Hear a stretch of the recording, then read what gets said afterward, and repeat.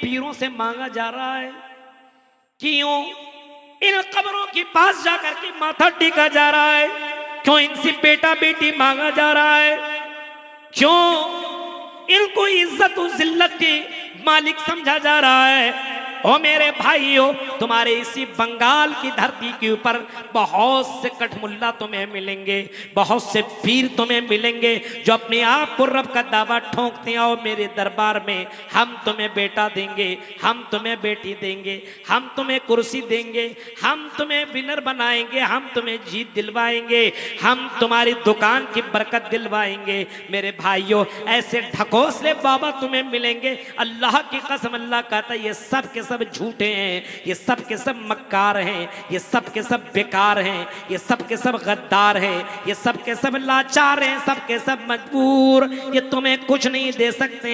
ज़ौफ़त तालिब वल मतलूब, मांगने वाला भी कमजोर। और जिन बाबाओं से, जिन कब्रों वालों से, जिन मज़ारों से तुम मांग रहे हो, ये सारे के सारे कमजोर हैं, ये तुम्हें कुछ भी नहीं दे सकते हैं। इनको इतना भी पता नहीं है, वमा यशऊरूना अय्यान युबासून, इन्हें इतना भी पता नहीं दोबारा कब्र से ये जिंदा कब किया जाएगा। इनको इतना भी पता नहीं कि दोबारा कब्र से कब उठाए जाएंगे, लेकिन फिर भी कहते हैं आ जाओ मेरे पास, सारे मसले का हल है। बेटा बेटी नहीं हो रहा, चलो फला बाबा के पास चलिए। है आज बहुत से मुसलमान कमजोर दिल वाले, और ज्यादातर लड़कियां इस मामले में कमजोर हैं, ज्यादातर। अल्लाह की कसम सुनो, ये इतना बड़ा गुनाह है, इतना बड़ा गुनाह है कि सर जमीन के अंदर इससे बढ़कर के कोई गुनाह है ही। अल्लाह को छोड़ करके बेटा बेटी मांगने वालों, कब्रों में सजदा करने वालों, अल्लाह की कसम, इससे बढ़ करके रुई जमीन के ऊपर कोई जुर्म नहीं हो सकता, कोई गुनाह नहीं हो सकता।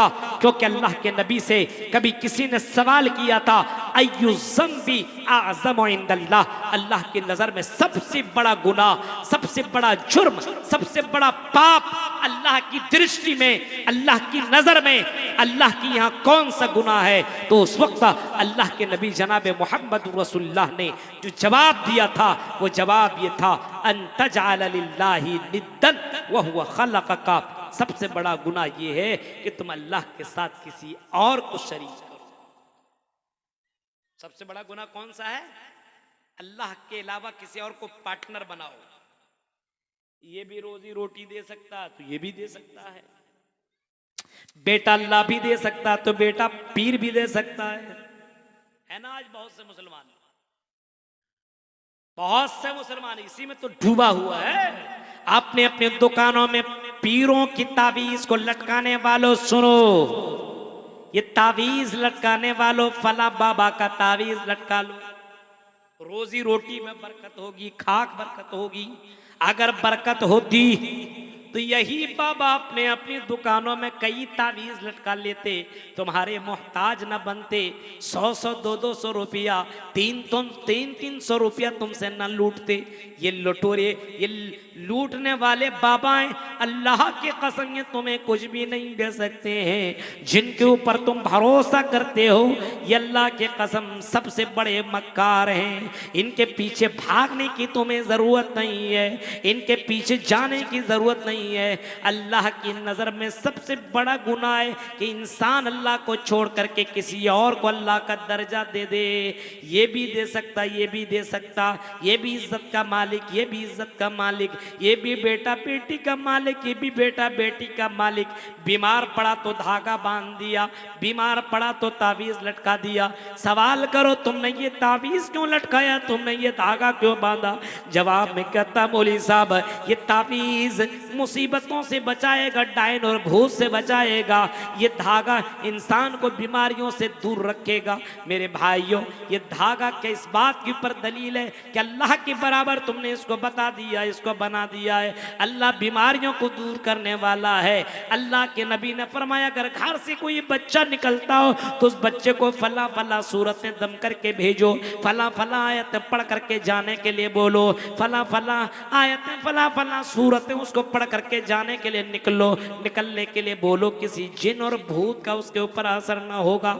आज हमने नबी का फरमान छोड़ा, आज हमने अपने घर के अंदर शिरकुल्ला करके रख दिया है। मेरे भाइयों, अल्लाह ताला को ये बिल्कुल ही पसंद ही नहीं है, बिल्कुल पसंद नहीं है कि अल्लाह ताला सब कुछ दे, इंसान को सारी चीजें दे, जिंदगी दे, हाथ दे, पैर दे, कान दे, आंख दे, और ये सारी चीजें दिमाग दे, और ये सारा सिस्टम अल्लाह ताला अता करे, और अल्लाह रब्बुल आलमीन को छोड़ करके किसी और के सामने सजदा करे। जाओ बॉम्बे की सरजमीन के ऊपर, आपको वहां भी आपको दरगाह नजर आएगा। आप दिल्ली के अंदर जाओ, वहां भी आपको दरगाह नजर आएगा।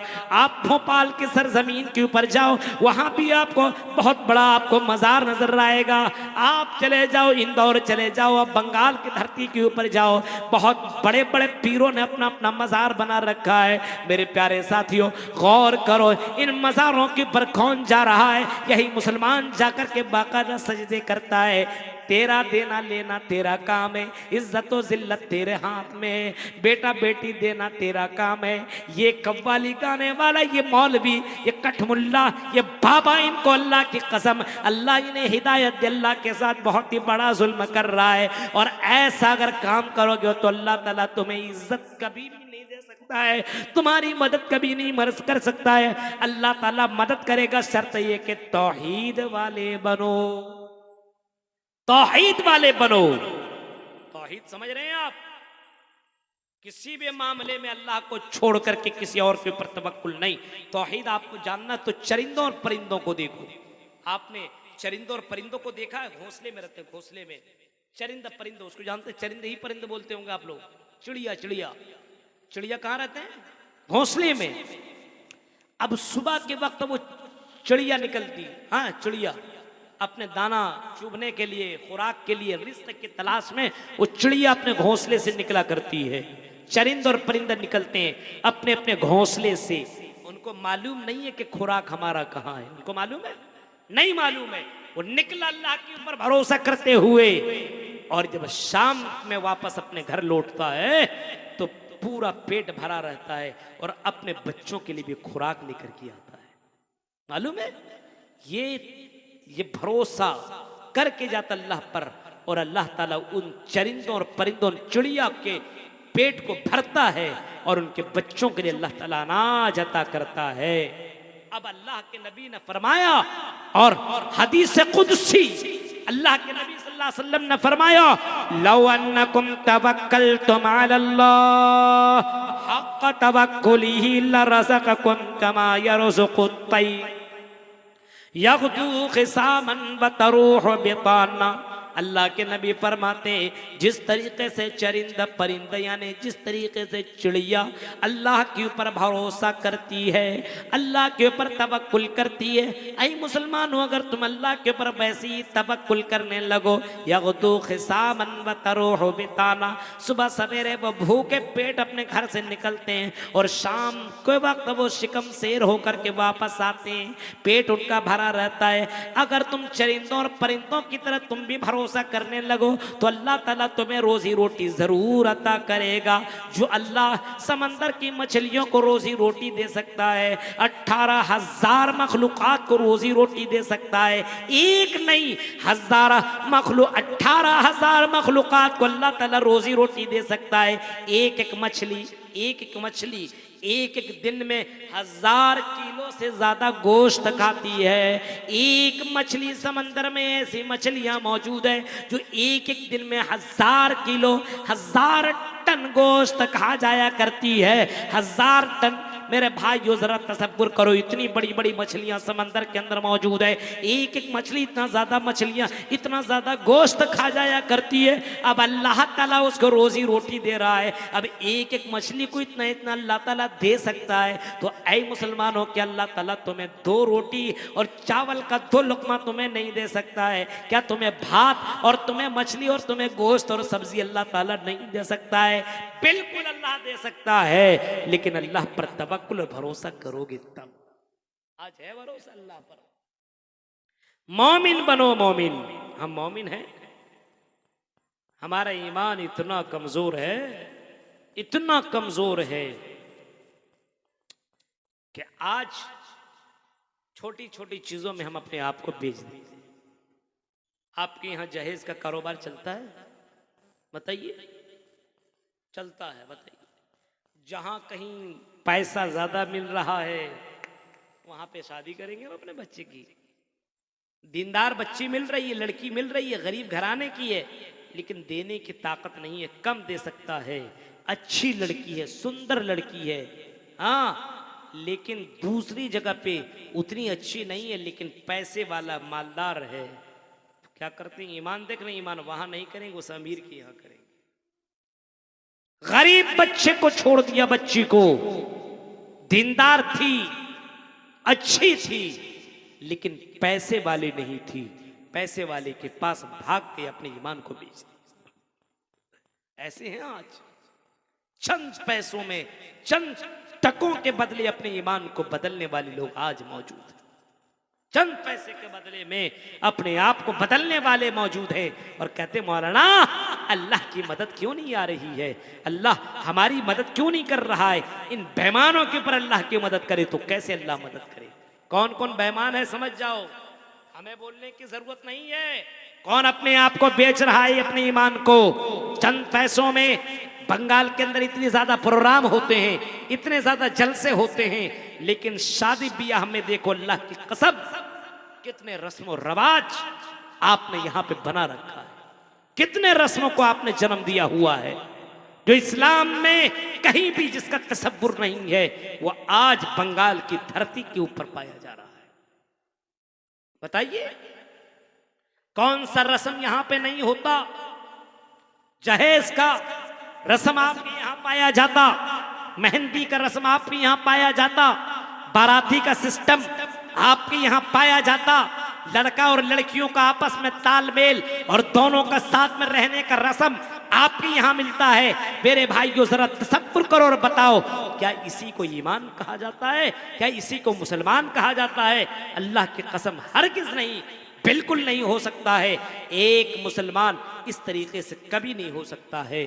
मुसलमान का ईमान कभी नहीं बिक सकता है। पता ये चला ये ओरिजिनल नहीं है, डुप्लीकेट मुसलमान। इसी वजह से सब कुछ बेच रहा है। डुप्लीकेट मुसलमान है, सारी चीजों को बेच रहा है, डुप्लीकेट। हाँ, कितने मुसलमान हैं डुप्लीकेट। ईमान कैसा? अपने ईमान को मजबूत करो। हजरत अब्दुल्ला इब्ने उमर की जिंदगी को आपने पढ़ा होगा, हजरत अब्दुल्ला इब्ने उमर की जिंदगी को आपने पढ़ा होगा। हजरत अब्दुल्ला इब्ने उमर शिकार करने के लिए निकलते हैं, या ये कह लीजिए किसी सफर में निकलते हैं, और जंगल में हजरत अब्दुल्ला इब्ने उमर को भूख लग जाती है, प्यास लग जाती है। अब उनके पास खाने पीने का सामान नहीं है। हजरत अब्दुल्ला इब्ने उमर ने इधर उधर देखा, एक बकरी के ऊपर या बकरी के झुंड के ऊपर नजर पड़ी, तो हजरत अब्दुल्ला इब्ने उमर ने सोचा चलो इसके चरवाहे के पास, इनके मालिक के पास चले जाते हैं और उनसे हम बकरी का दूध मांग करके पी लेते हैं। जब इनके सिपाही उनके पास पहुंचे, जब इनका नौकर उनके पास पहुंचा और कहता आई चरवाहा, आई बकरियां चराने वाला, जरा हमको एक बकरी दे दो, हमारा मालिक दूध पिएगा, दूध खाएगा।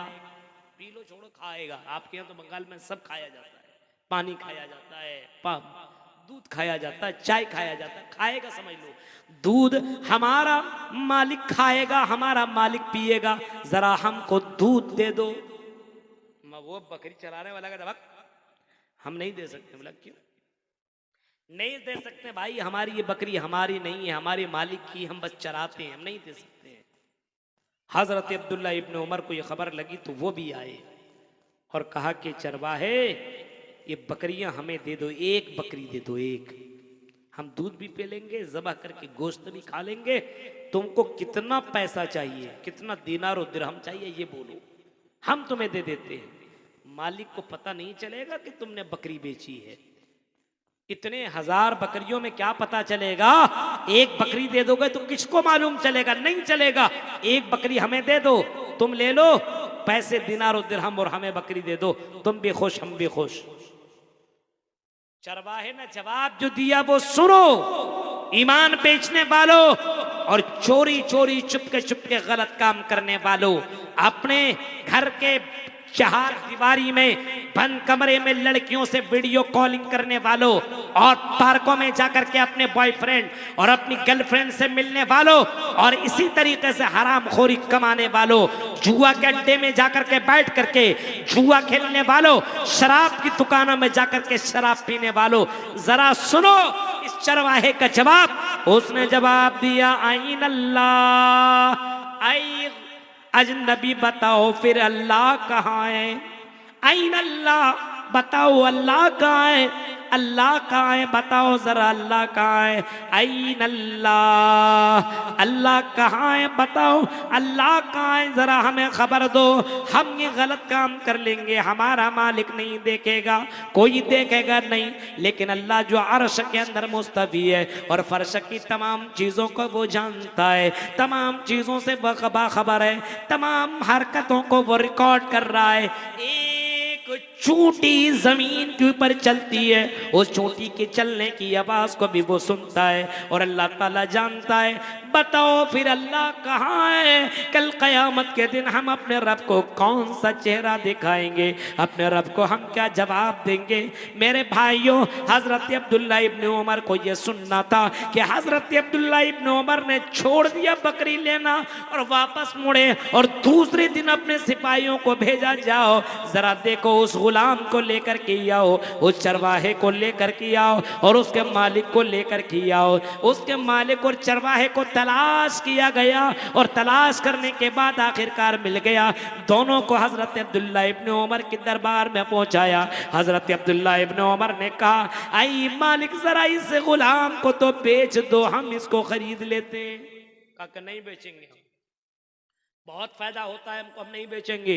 पहले के ज़माने में इंसान बेचा जाता था, खरीदा जाता, मालूम है ना?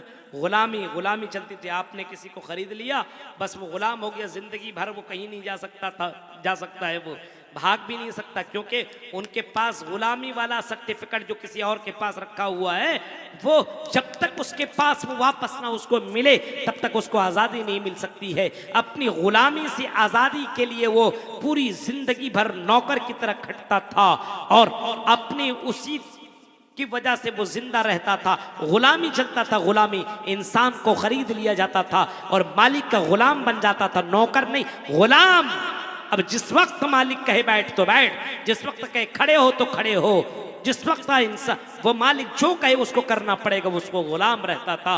बहुत से मालिक इतने जाबिर और इतने जालिम किस्म के होते थे कि इंसान के ऊपर ऐसे ऐसे जुल्म ढाए हैं कि दास्तान आप पढ़ेंगे तो आपकी आंखों से आंसू निकलेंगे। मेरे भाइयों, इस्लाम आने के बाद इस गुलामी से इस्लाम ने लोगों को आजाद कर दिया, गुलामी से आजाद किया है।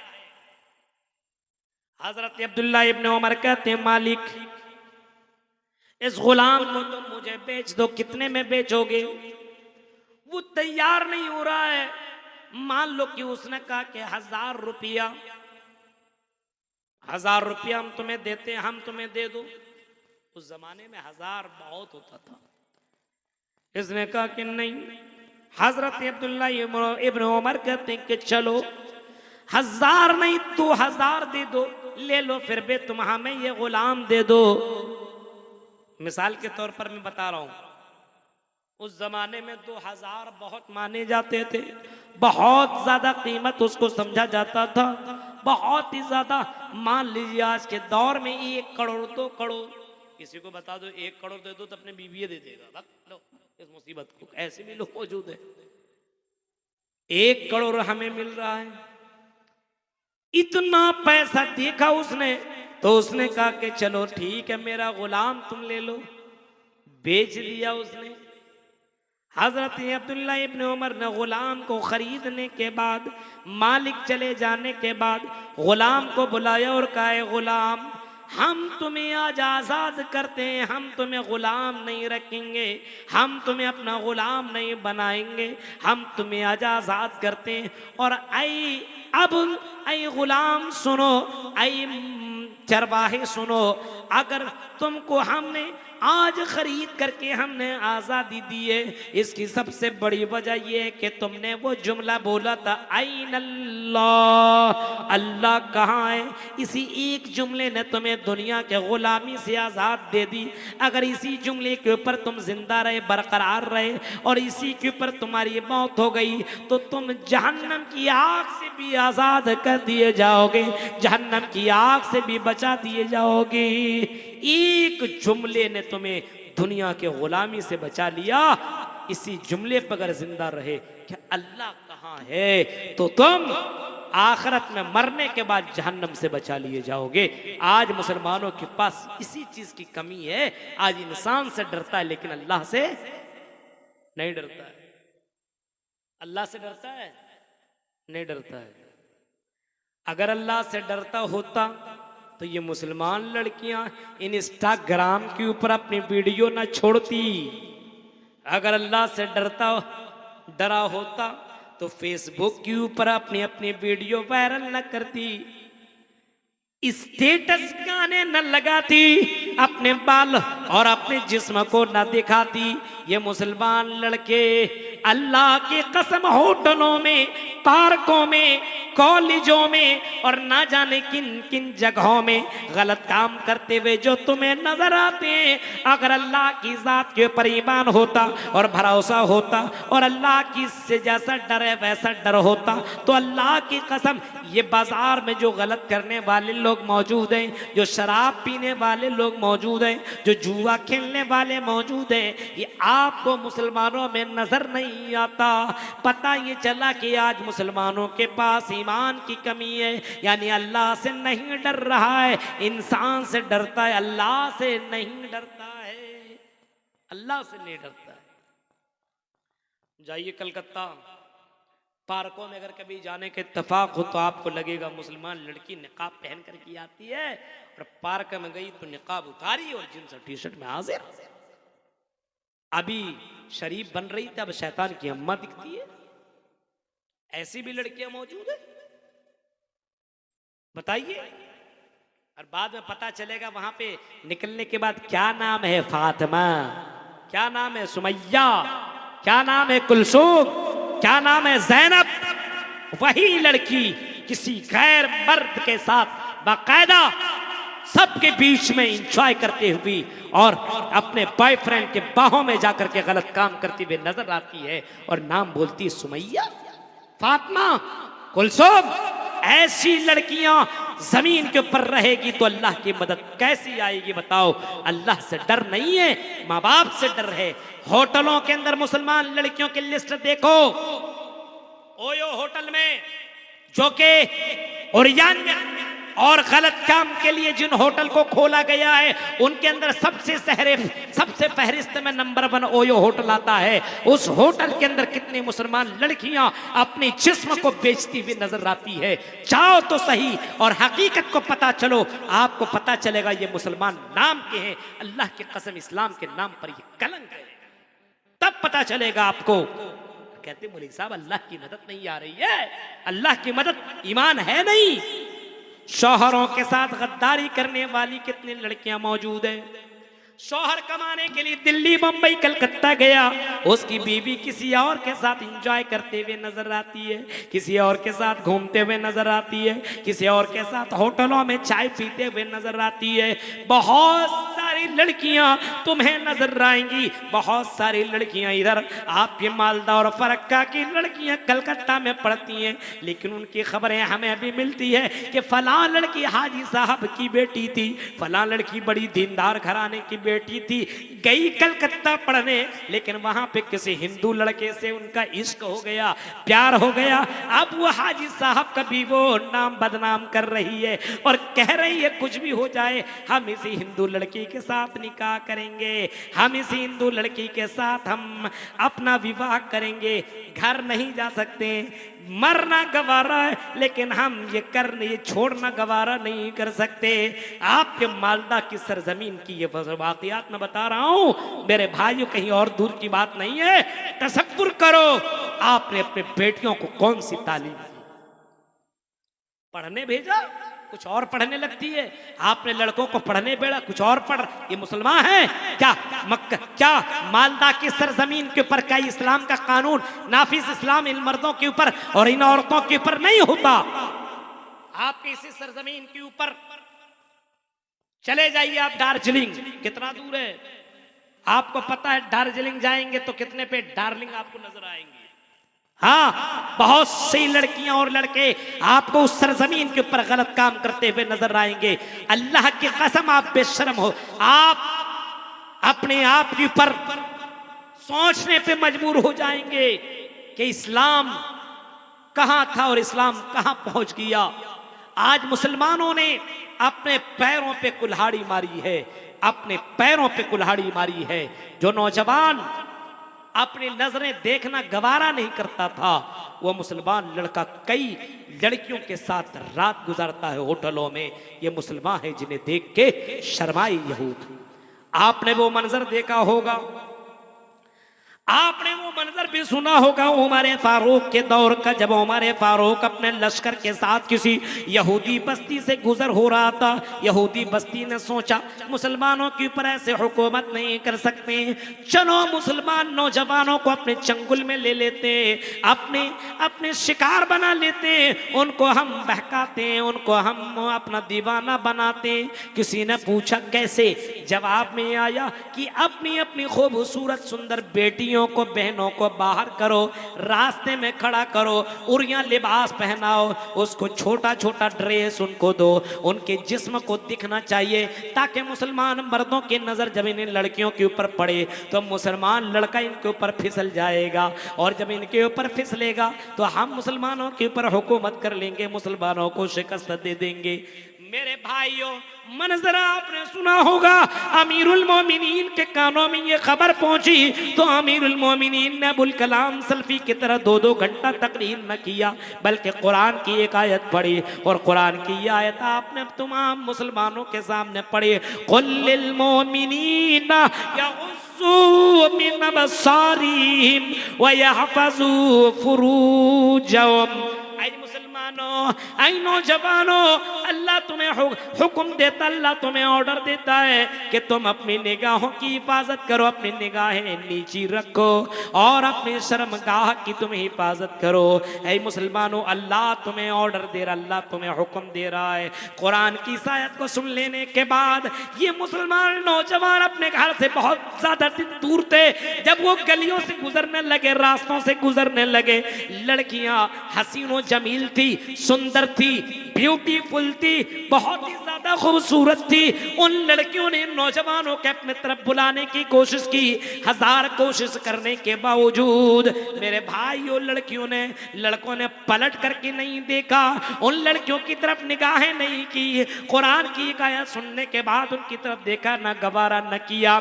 जब दूर निकल गए, जब उस गांव से, उस बस्ती से जब दूर निकल गए, बाहर जाने लगे, पीछे से ये लड़कियां दौड़ती हुई भागती हुई लड़कों के पास जाती है और कहती है, ओ लड़के, कौन सी कुरान को तुम मानते हो, कौन सी इस्लाम को तुम मानते हो, कौन से अल्लाह को तुम मानते हो, जरा हमें भी तो वो कलमा पढ़ा दो और हमें भी तो इस्लाम के अंदर दाखिल कर दो।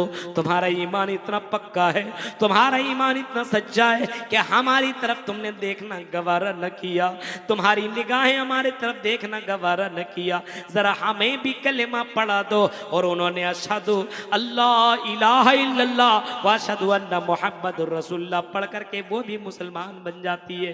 मेरे प्यारे साथियों, जरा तसव्वुर करो, गौर करो, ये ईमान कितना मजबूत था कि लड़कियां अपने तरफ बुलाती थी और बाकायदा खूबसूरत बन करके ब्यूटी पार्लर में जा करके सारा मेकअप करके आने के बाद लड़के उसकी तरफ देखना गवारा न करते थे।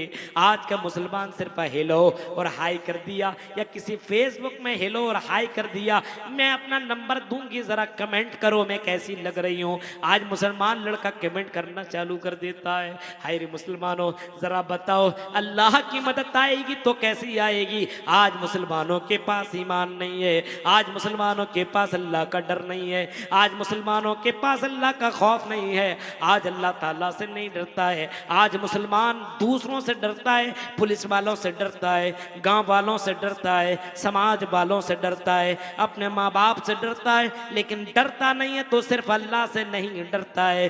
डरना सिर्फ अल्लाह से चाहिए था, लेकिन अल्लाह का डर अपने समाज से खत्म हो चुका है। अल्लाह का डर नहीं, ईमान नहीं है, इसी वजह से अल्लाह की मदद नहीं आ रही है। 12 बज चुका, बहुत देर नहीं बोलूंगा। गौर कीजिए मेरे भाइयों, पहला प्रॉब्लम और पहला रीजन जो है अल्लाह की मदद ना आने की, वो रीजन है ईमान की कमी। ईमान कितना कब है देखिए, आजान होने के बाद कितने लोग नमाज पढ़ने तक नहीं जाते हैं। ईमान की कमी नहीं है। एक मुसलमान आजान सुन करके घर में बैठे, ये मुसलमान है। हाँ, आजान सुन करके दुकान में बैठा रहे, ये मुसलमान है। अल्लाह की कसम, ये मुसलमान के नाम पर कलंक है, उसको डूब करके मर जाना चाहिए था। आजान सुनने के बाद मस्जिद न जाओ, कौन जाएगा? तुम्हारी मस्जिदों को आबाद कौन करेगा?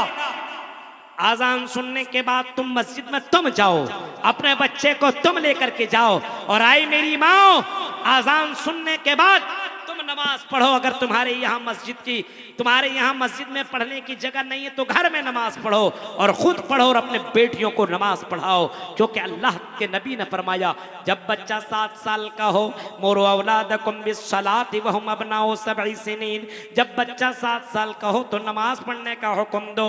और जब यही बच्चा 7 साल से ज्यादा हो जाए, यानी 10 साल को पहुंच जाए, तो मार मार करके नमाज पढ़ाओ, मार मार करके नमाज पढ़ाओ। ये नमाज सबके लिए है, सारे मुसलमान के लिए है, चाहे मर्द हो या औरत हो, या फिर कॉलेज में पढ़ता हो, या फिर यूनिवर्सिटी में पढ़ता हो या पढ़ती हो, या फिर मदरसे में पढ़ते हो, शादीशुदा हो गैर शादीशुदा हो, सभी लोगों के लिए ये नमाज है, और सभी लोगों के लिए नमाज वक्त पर है। इन्नस्सलाता कानत अलल मोमिनीना किताबम मौकूता, फरमाया नमाज उसकी औकात में पढ़ना जरूरी है। ज़ोहर की नमाज ज़ोहर में पढ़ो, असर की नमाज असर में पढ़ो, मगरिब की नमाज मगरिब, ईशा की नमाज ईशा में, फजर की नमाज फजर में। तुम अपने मस्जिद को आबाद नहीं करोगे तो तुम्हारी मस्जिदों को आबाद कौन करने के लिए आएगा? इस वजह से मुसलमानों, अपने अपने मस्जिदों को आबाद करो, तब अल्लाह ताला तुम्हारी मदद करेगा।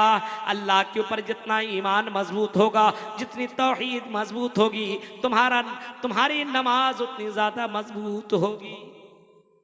तो पहला काम ईमान को मजबूत करना है। दूसरा काम वामिलुस सालिहात, क्या करना है? नेक अमल करना। नेक अमल जानते हैं किसको बोलते हैं? नेक अमल कहते हैं जिस काम को करने का हुक्म नबी ने दिया है। सुनिए, जिस काम को करने का हुक्म नबी ने दिया है, ठीक है, और जिस काम के करने में खुलूस हो, इखलास हो, रियाकारी ना हो, और ईमान साथ साथ में हो, तो वो अमल सालिह है। मान लीजिए नमाज अल्लाह के नबी ने पढ़ने का हुक्म दिया, नमाज अल्लाह के नबी ने पढ़ी है, ठीक है। अब नमाज आप पढ़ रहे हैं नमाज, लेकिन आप नमाज नबी के तरीके पे नहीं पढ़ रहे हैं, तो नमाज होगी? नहीं होगी। नमाज आप पढ़ रहे हैं, लेकिन नमाज अल्लाहु अकबर, हम नमाज पढ़ रहे हैं, पता चला इधर मौलाना अबुल कलाम सलफी साहब आ गए, ओ आज तो मौलाना, हमारे यहाँ बड़े मौलाना आने वाले थे, अरे वही तो हैं। अब आप नमाज पढ़ रहे थे जोर जोर से, जल्दी जल्दी, आपने देखा मेरे बगल में मौलाना जरजीस आए हुए, आपने आराम से पढ़ना चालू कर दिया। क्यों? मौलाना साहब मेरी तारीफ करेंगे, बड़ी अच्छी नमाज पढ़ रहे थे। यहां पे आपने रियाकारी कर दी। नमाज आप पढ़ रहे थे, लेकिन अल्लाह के लिए नहीं, बल्कि किसी और के लिए आपने नमाज पढ़ी, दिखावे के लिए नमाज पढ़ी। जिसके अंदर रियाकारी हो, दिखावा हो, वो नमाज, वो अमल साले नहीं होगा। अमल साले के लिए होना जरूरी है इखलास। अमल साले होने के लिए होना है नबी की मोहर। नबी ने जैसे किया, जैसे नमाज, सल्लु कमा रअयतुमूनी उसल्ली, नमाज पढ़ो वैसे जैसे मेरे नबी ने नमाज पढ़ी है। नबी ने जैसे पढ़ी वैसे पढ़ना पड़ेगा। जैसे अभी इशा के वक्त आपने कितने रकात पढ़ी, जिसने पढ़ी है, बाकी छोड़ो 4 रकात। अब आप सोचिएगा आज मेरे पास टाइम ही टाइम है, क्या करें? 4 की जगह आप 5 पढ़ लिया, 6 पढ़ लिया, 7 पढ़ लिया, 8 पढ़ लिया, 9, 10, 15। नमाजी तो है, रुकू सजदा क़याम ही तो कर रहे, कुछ गलत थोड़ी कर रहे हैं, नमाजी तो पढ़ रहे हैं, सवाब तो मिलना चाहिए था। सवाब क्यों नहीं मिल रहा है? सवाब क्यों नहीं मिल रहा है? क्योंकि नबी ने ऐसा नहीं किया है, नबी की मोहर नहीं है। ये 4 ही पढ़ सकते, 3 नहीं, 5 नहीं पढ़ सकते हैं। क्यों? क्योंकि ये नमाज उतनी ही रकात फर्ज है। अगर 4 की जगह 5 पढ़ेंगे, नमाज ही पढ़ेंगे, लेकिन अल्लाह की कसम उसमें सवाब नहीं बल्कि गुनाह होगा। अमल है लेकिन अमल साले नहीं माना जाएगा, क्योंकि आपने नबी के तरीके पे नमाज नहीं पढ़ी। तो अमल साले के लिए 3 चीजों के शर्त होना जरूरी है। ईमान, एक आदमी नमाज भी पढ़े, नबी के तरीके पे भी पढ़े, बिल्कुल अल्लाह के लिए पढ़े, लेकिन मुसलमान ही ना हो तो चलेगा? नहीं चलेगा, बिल्कुल नहीं, वो रिजेक्ट कर दिया जाएगा। इस वजह से जहां कहीं कहा गया बुनियल इस्लाम खम्स शहादतु अल्ला इलाहा इल्लल्लाह, इस्लाम की बुनियाद 5 चीजों के ऊपर रखी गई है। शहादतु अल्ला इलाहा इल्लल्लाह व अन्ना मुहम्मद रसूलुल्लाह, बुनियाद, इस्लाम की बुनियाद 5 चीजों पर रखी गई है। पहला तौहीद का इकरार करना, ला इलाहा इल्लल्लाह मुहम्मद रसूलुल्लाह का इकरार करना, व इकामिस सलाह, फिर नमाज कायम करना, नमाज अदा करना। यानी ईमान के बाद ये अमल साले शुरू हो रहा है। ईमान नहीं है तो अमल साले भी नहीं है। अगर कोई गैर मुस्लिम भाई अगर ठंडी के मौसम में अगर ये कम्बल बांटे, कम्बल बांटना भी नेक अमल है, लेकिन गैर मुस्लिम भाई अगर इस कम्बल को बांटता है तो दुनिया में उसका अजर मिलेगा, मरने के बाद उसे अजर नहीं मिलेगा, मरने के बाद उसे सवाब नहीं मिलेगा। इस वजह से ईमान लाने के बाद कोई काम करोगे तभी सवाब मिल सकता है, तभी आपको जन्नत मिल सकती है। ईमान नहीं, कुछ भी कर लो, दुनिया को दान प्रदान कर लो, चाहे 1000 नमाजें पढ़ लो, चाहे कुछ भी कर लो, लेकिन ईमान नहीं है तो आपको सवाब नहीं मिलेगा। तो अमल साले करेगा जो भी, तो अमल साले करने वालों की मदद अल्लाह ताला करेगा। आज अमल साले कितने लोग करता है? आज देखिए रियाकार लोग, अभी 15वीं शाबान कितना कुछ हुआ, बोलने की जरूरत नहीं है। 12 रबीउल अव्वल को कितने झंडे लगते हैं, कहीं साबित है? कुरान और हदीस में एक हदीस दिखाओ, कुरान की एक आयत दिखाओ। हाँ, शबे बारात के मौके पे एक भी आयत दिखाओ। नबी ने किया, सहाबा ने किया, सलफ सालिहीन ने किया, इमाम बुखारी, इमाम शाफी, इमाम अहमद, इमाम हम्बल, किसी भी इमाम ने किया तो साबित करो। किसी ने नहीं किया, खुद कर रहा है। ये मौलवी है, अपने पेट के वास्ते पता नहीं क्या क्या करेंगे। मेरे भाइयों, ये सब की सब बिदात है, ये सब के सब इस्लाम की नजर में गलत है। इसको करने से सवाब नहीं बल्कि गुनाह होगा, इतना आप समझ जाइए मेरे भाइयों। इस वजह से जो भी काम कीजिए ओरिजिनल डुप्लीकेट नहीं इस्लाम में चलेगा, नहीं चलेगा। नेक अमल कीजिए, नेक अमल। 2 काम हो गया, नेक अमल। तीसरा काम, और बहुत ध्यान से इसको सुनिएगा, तीसरा काम बहुत जरूरी है आज के दौर। तीसरा काम यह है कि अल्लाह की मदद करो। क्या करो? अल्लाह की मदद करो, अल्लाह की हेल्प करो। अब आप बोलिए मौलवी साहब हम अल्लाह की हेल्प क्या करें? हम कहाँ और अल्लाह कहाँ? हम फकीर, अल्लाह अमीर, गरीब, अल्लाह कहाँ मालदार, हम गरीब। हाँ, हम अल्लाह की मदद कैसे करें मौलवी साहब?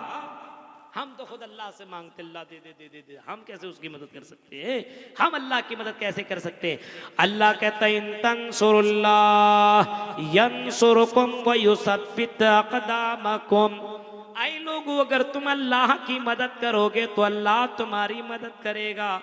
कुरान करीम सूरे मोहम्मद पढ़ लेना, इन तंसुरुल्लाह यंसुरुकुम, अगर तुम अल्लाह की मदद करो तो अल्लाह तुम्हारी मदद करेगा। वो युसब्बित अक़दामकुम, तुम्हारे कदमों को साबित कदम कर देगा, तुम्हारे कदमों को जमा देगा। तुम्हें कोई बर्बाद नहीं कर सकता, कोई तुम्हें जलील और रुस्वा नहीं कर सकता, तुम्हारे कदमों को अल्लाह ताला जमा देगा। शर्त ये कि तुम अल्लाह की मदद करो। अल्लाह की मदद कैसे करें? आओ आओ जरा हम तुम्हें बताएं, ओ भस्म नगर के लोगों, ओ मालदा और बंगाल के लोगों, हम अल्लाह की मदद कैसे कर सकते हैं। आज आज अल्लाह की मदद की सख्त जरूरत है। आज इस्लाम को मिटाने की साजिशें रची जा रही हैं, आज कुरान को खत्म करने की कोशिश की जा रही है, आज हिजाब के ऊपर पाबंदी लगाई जा रही है, आज मस्जिदों को निस्तो नाबूद किया जा रहा है, आज मदरसों के ऊपर ताले लगाए जा रहे हैं, आज उलमा को बंद किया जा रहा है, आज उलमा को खत्म करने की साजिशें रची जा रही है। ऐ मुसलमानों, अल्लाह की मदद का मतलब ये इस्लाम की तुम मदद करो। क्या करो? इस्लाम की मदद। इस्लाम की मदद। जहां दावती प्रोग्राम हो, जहां जलसा हो, जहां इस्लामी प्रोग्राम हो, इस्लामी प्रोग्राम में दान प्रदान करो। जितना पैसा दे सकते हो, जितना टाइम दे सकते हो, तन मन धन से साथ दो। कितने मुसलमान हैं जलसा क्यों कर रहे हैं? नहीं करना चाहिए, इतना पैसा खर्चा हो रहा है। और आर्केस्ट्रा हो तो वो पैसा देंगे, गलत काम हो तो पैसा लगाएंगे, दीन के काम में वो पैसा नहीं लगा सकते। मदरसे बन रहे हो तो मदरसों में तुम पैसे लगाओ, अल्लाह की मदद करो, क्योंकि इन्हीं मदरसों से उलमा निकलते, मौलवी निकलते, जिनसे तुम दीन की बातें सुनते हो, जो तुम्हारा निकाह पढ़ाता है, तुम्हारा जनाजा पढ़ाता है, और साथ साथ में तुम्हारे बच्चों को कुरान भी पढ़ाता है, तुम्हें इस्लाम की बातें सिखाता है। मदरसों से ये बच्चे निकल रहे हैं, अपने यहाँ मदरसे को कायम करो, मदरसों को जिंदा करो।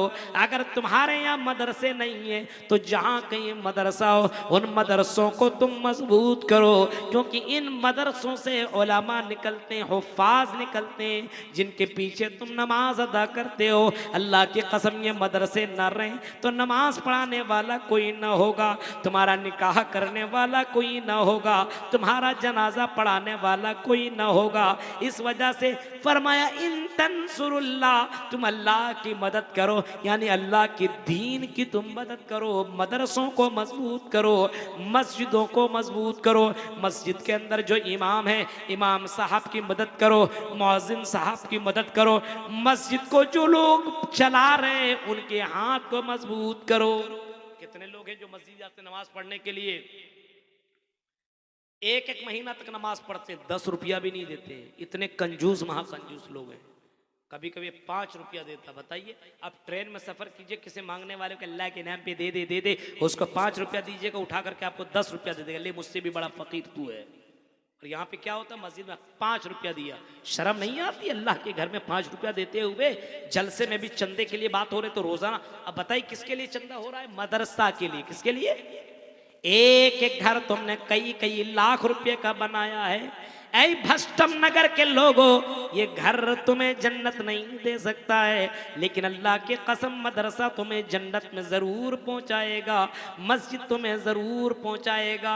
इस वजह से अमीरों, जिनको अल्लाह ताला ने नवाजा है, पता नहीं कब सांस तेरी अटक जाएगी, कब मर जाओगे, कब्र में चल जाओगे, दुनिया में सदक़े जारिया करके जाओ। ये मदरसा, ये सदक़े जारिया है। इन मदरसों को अगर तुमने कायम कर दिया, कहाँ भी मैं गया हुआ था, मिदनीपुर, वहां पे गया हुआ था, तो एक आदमी ने ही पूरा मदरसा बनवा दिया। एक ही आदमी ने, उसको अल्लाह ने नवाजा तो है, क्या 10 लाख 15 लाख चंदा करोगे? लो बनाओ मदरसा, बना दिया। आपके यहाँ भी बहुत से पैसे वाले लोग, ऐसा थोड़ी है 1-1 लाख दे सकता है, लेकिन देगा नहीं। वही लोग है, मदरसा के लिए कौन पैसा देगा? जलसे के लिए कौन पैसा देगा?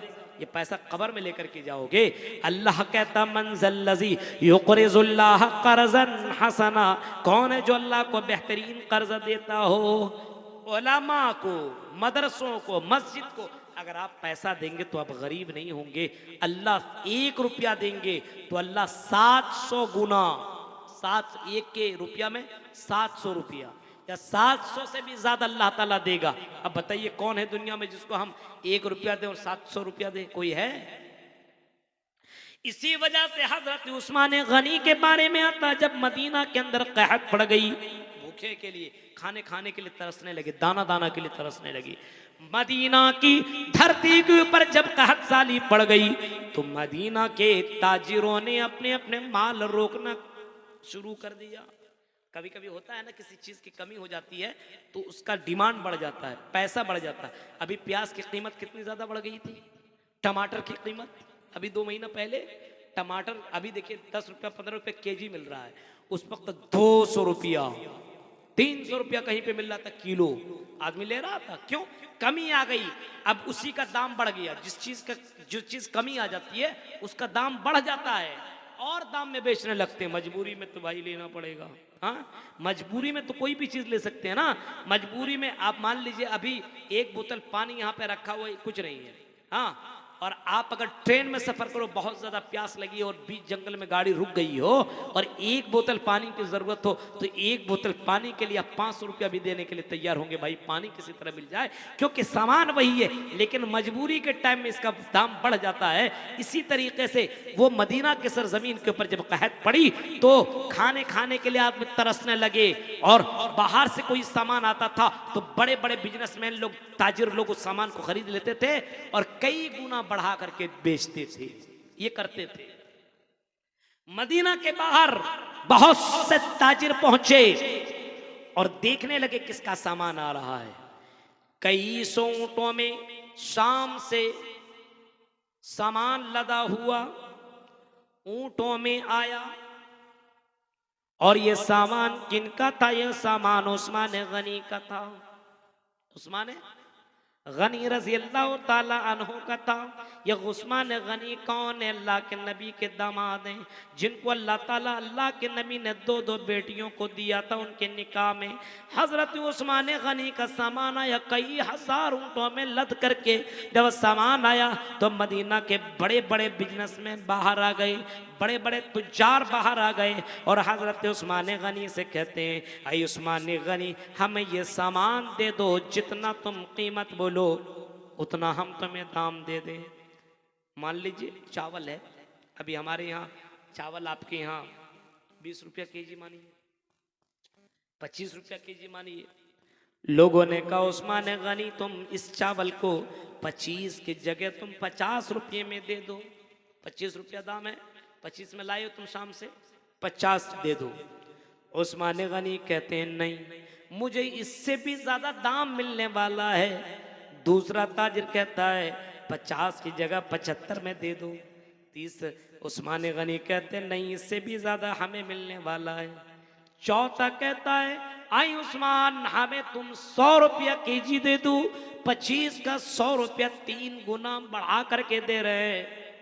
अब उस्मान गनी कहते नहीं, इससे भी ज्यादा हमें मिलने वाला है। एक चौथा और पांचवा ताजिर कहता है हमें 125 रुपये में दे दो। उस्मान गनी कहते नहीं, हमें इससे भी ज्यादा मिलने वाला है। एक सातवां ताजिर कहता है हमें 150 रुपये केजी में दे दो। आई उस्मान 150 रुपये केजी, 25 की जगह हम 150 दे रहे हैं, उसमें तुम दे दो। उस्मान गनी कहते हैं नहीं, इससे भी ज्यादा मिलने वाला है। एक और ताजिर आगे बढ़ता है, कहता उस्मान गनी 175 में दे दो, 175 रुपये में दे दो। उस्मान गनी कहते नहीं, इससे भी ज्यादा हमें मिलने वाला है। एक और आगे बढ़ा, कहा है उस्मान हमें तू ये सारा सामान 200 रुपये केजी में दे दो। उस्मान गनी कहते नहीं, इससे भी ज्यादा मिलने वाला है। सब चीख करके कहने लगते हैं आई उस्मान कौन है बताओ। हम मदीना के सारे ताजिर यहाँ पे मौजूद है, सारे बिजनेसमैन मौजूद हैं, कौन तुम्हें इससे ज्यादा दे सकता है? हम सब के सब बड़े बड़े बिजनेसमैन हैं। उस्मान गनी जवाब में कहते हैं मेरा अल्लाह, मेरा अल्लाह, मेरा अल्लाह, इन तमाम माल को मैं गरीबों में बांट दूंगा, इन तमाम माल को मैं यतीमों में तकसीम कर दूंगा, और मेरा अल्लाह इस माल के बदले 700 गुना बढ़ा करके देगा, इससे भी ज्यादा देगा। तुम 700 गुना बढ़ा करके नहीं दे सकते हो, तुम इतना दाम कभी भी नहीं दे सकते हो, मेरा अल्लाह उससे भी ज्यादा दे सकता है। मेरे भाइयों, ये कह करके उस्मान गनी ने तमाम माल को गरीबों और यतीमों में बांट दिया। और मालदार लोगों बताओ, उस्मान गनी हो करके और इतने मालदार हो करके वो जब यतीम और गरीब के लिए इतना कुछ कर सकते हैं, तो आपने यहाँ मदरसे कायम करके यतीम गरीब बच्चों को तो पढ़ा सकते हो, आपने यहाँ पे आलिम बना सकते हो, सदक़े जारिया के लिए ये काम कर सकते हो। जब तुम ये काम करोगे तो अल्लाह तुम्हारी मदद करेगा। इन तंसुरुल्लाह यंसुरकुम व युसब्बित अक़दामकुम, फरमाया अगर तुम अल्लाह की मदद करो तो अल्लाह तुम्हारी मदद करेगा। तो अल्लाह की मदद करो। कुछ लोग नमाज पढ़ने वाले भी कहते हैं जलसा नहीं होना चाहिए, मदरसा नहीं बनना चाहिए, फला नहीं होना चाहिए। अल्लाह की कसम ये मुनाफिक है, मुनाफिक। हर वक्त यही सोचना चाहिए कि अल्लाह का दीन अपने गांव के अंदर आ जाए, इस्लाम का कानून अपने यहां जिंदा हो जाए, इस्लामी तहजीब अपने यहां पैदा हो जाए, हमारी लड़कियां पर्दा में आ जाए, हमारे नौजवान लड़के दीनदार बन जाएं। हर किसी की ये सोच होनी चाहिए, हर किसी की ये फिक्र होनी चाहिए, तब समाज के अंदर इस्लाह हो सकता है।